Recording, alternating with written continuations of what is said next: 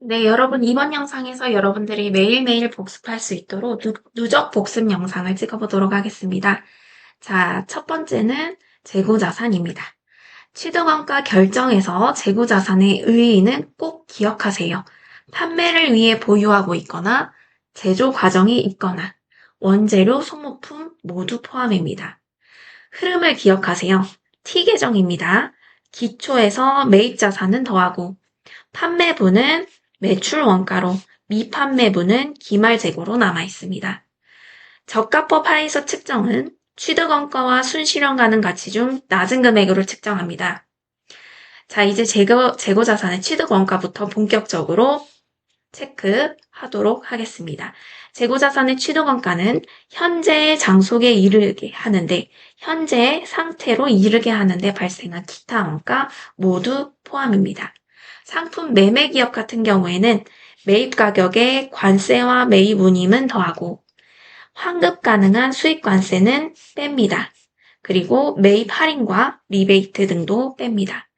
제조 기업 같은 경우에는 직접 제조 원가에 원재료 그리고 노무 원가, 제조 간접 원가가 들어가는데 변동과 고정 모두 포함입니다.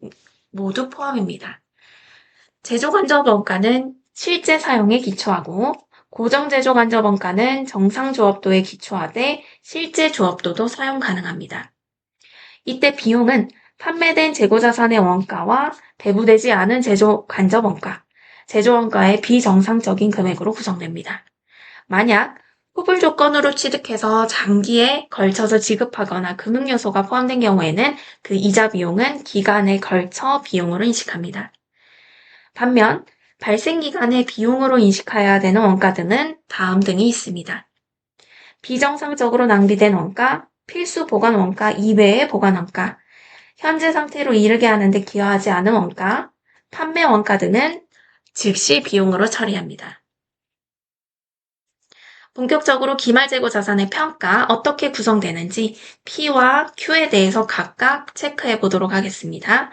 매출 원가는 기본적으로 판매된 재고자산의 원가 등으로 구성됩니다. 수량의 결정 방법 암기하세요. 실사법과 계속기록법이 있습니다. 실사법과 계속기록법은 장단점은 눈으로 찍고 넘어가세요. 재고자산에 포함한 항목은 필수 문제입니다. 미착 상품 같은 경우에는 도착지 인도 조건인 경우 내가 아직 매입하지 않았으므로 재고 재산에 포함하지 않고 선적지 인도 조건이고 미착 상품인 경우에는 매입에 해당하므로 나의 재고 자산에 포함합니다. 적송품입니다. 수탁자가 보관하고 있는 부분은 내가 아직 매출하지 않았으므로 기말 재고에는 포함합니다. 수탁자가 보관하지 않은 상품은 매출되었으므로 기말 재고 자산에 포함하지 않습니다. 저당 상품은 말 그대로 저당된 상품이므로 아직 매출이 아닙니다. 기말 재고 자산에 포함합니다.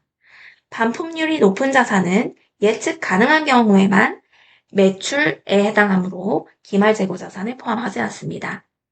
예측 불가능한 경우에는 아직 수익으로 인식하지 않기 때문에 매출이 아닙니다. 기말 재고 자산에 포함합니다. 할부 판매를 하더라도 매출이므로 기말 재고 자산에는 포함합니다. 다음으로 단가 결정입니다. 단가 결정은 개별적으로 개별 단가를 확인하는 것이 합리적이지만 일반적으로 재고자산의 흐름을 가정합니다. 재고자산의 흐름, 원가 흐름의 가정으로 5개가 있다는 것 암기하세요. 말문제로 많이 나옵니다. 지역별 위치, 과세 방식이 다르다는 이유만으로 취득단가 결정 방법을 적용하는 것은 정당화되지 않습니다. 개별법은 각각의 특정한 원가를 부여해야 하는 것이고 선입선출법은 먼저 구입한 항목이 먼저 판매된다는 가정입니다. 가중평균법은 2가지로 나눠집니다. 총평균법, 이동평균법으로 나눠집니다. 후입선출법은 가장 최근에 매입한 항목이 가장 먼저 판매된다는 가정이지만 KIFRS에서는 인정하지 않습니다. 재고자산의 평가 방법을 비교해보자면 기말 재고자산만 기억하면 됩니다. 일반적인 인플레이션 환경을 가정하기 때문에 선입선출법 하에서 기말 재고자산 가장 금액이 높고 이동평균법, 총평균법, 후입선출법 순으로 갑니다. 기말재고자산과 매출원가는 반비례하는 특성이 있기 때문에 반대로 간다고 생각하면 됩니다. 비용이 크면 클수록 이익은 작아지기 때문에 화살표는 반대로 갑니다. 넘어가겠습니다. 수량 부족과 저가법에 대한 회계 처리입니다. 실제 수량이 장부 수량보다 미달할 경우에는 회계 처리는 차변의 감모손실, 재고자산 대변입니다. 저가법인 경우에는 원가를 회수하기 어려운 경우에 손실형 가능 가치로 감액하는 회계 처리입니다.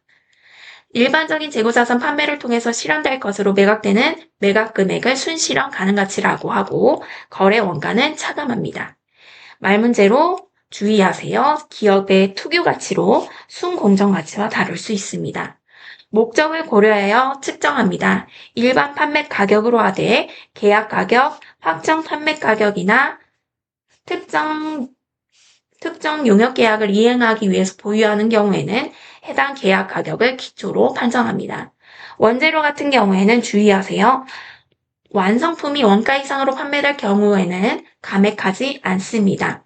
원재료 같은 경우에는 현행 대체 원가를 기준으로 측정하게 됩니다.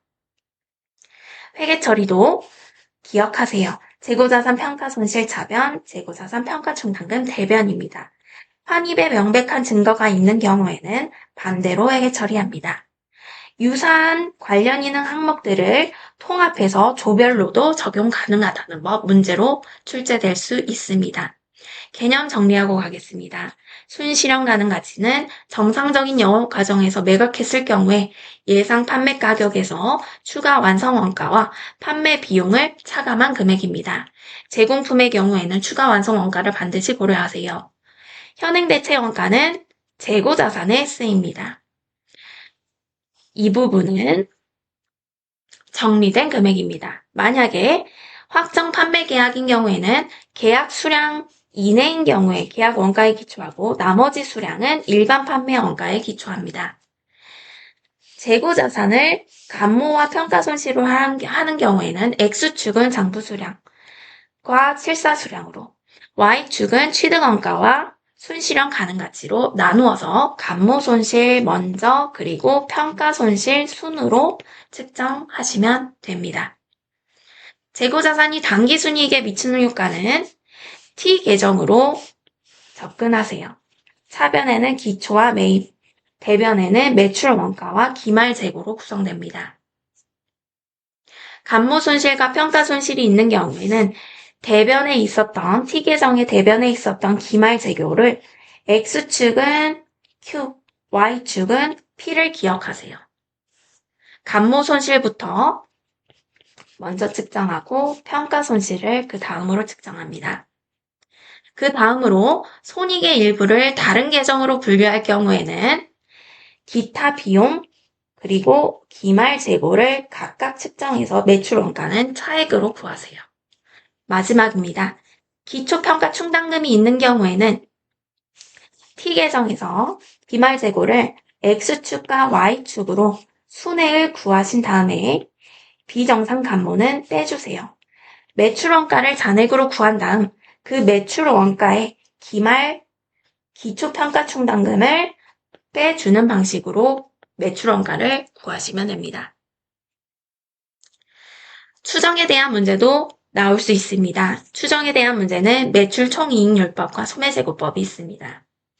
매출 총이익률법은 기초재고의 매입을 더해서 CGS와 기말재고를 구하는 방식으로 하되 기말재고를 구할 수 없기 때문에 CGS는 매출 원가율을 통해서 간접적으로 구하고 그리고 기말재고를 추정하는 방법을 사용하세요. 소매재고법입니다. 소매재고법은 유통업 등에서 사용될 수 있습니다. 자, 첫 번째, 원가율을 먼저 산정하는 것이 중요합니다. 평균 원가에서는 기초와 매입의 합계 매가와 원가 비율으로 원가율을 구하시고 선입선출에서는 매입한 원가와 매가를 기준으로 원가율을 구하시면 됩니다. 저가주의 하에서는 순인하액은 반드시 취소해야 합니다. 매입에서 매입 운임은 더하고 매입 할인, 매입 애누리, 매출, 매입 환출은 빼줘야 됩니다. 매출에서도 마찬가지 매출, 할인, 매출 애누리, 매출 환입은 뺍니다. 주의하세요. 비정상 파손은 원가와 매가에서 각각 차감합니다. 정상 파손과 종합원 할인은 매가에서 가산해 주어야 합니다. 마지막에 있는 표가 가장 중요합니다. 순서는 기말재고의 매가를 먼저 구하시고 문제 가정에 따라서 원가를 구합니다. 기말재고 매가의 원가율을 곱해서 기말재고 원가를 구하고 마지막으로 CCS가 도출되는 구조입니다. 이번 영상 여기서 마치겠습니다.